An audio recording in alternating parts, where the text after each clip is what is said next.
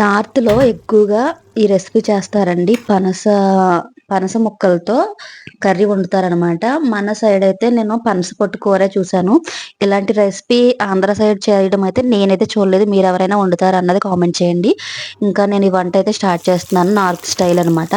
ఇంకా ఇలాగా అమ్ముతారనమాట. ప్యాకెట్స్‌లో నేను ఒక పావు కిలో తీసుకున్నాను. రూ. 30 తీసుకున్నారనమాట ఇవి.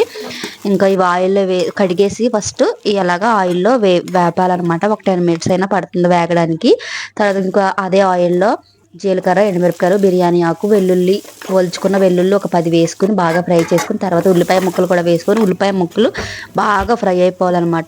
ఆల్మోస్ట్ గోల్డెన్ కలర్ వచ్చేంత వరకు ఫ్రై చేసుకోవాలి. తర్వాత ఇందులో టమాటా కూడా వేసుకొని టమాటా మగ్గేంత వరకు ఫ్రై చేసుకుని ఇందులోకి పసుపు, ధనియాల పొడి, జీలకర్ర పొడి, గరం మసాలా, కారం వేసుకోవాలి. రుచికి సరిపడినంత ఉప్పు కూడా వేసుకుని వాటర్ వేసేసుకుని తర్వాత ఈ పనస ముక్కల్ని ఫ్రై చేసి పెట్టుకుని ఈ పనస ముక్కల్ని వేసేసుకోవాలన్నమాట.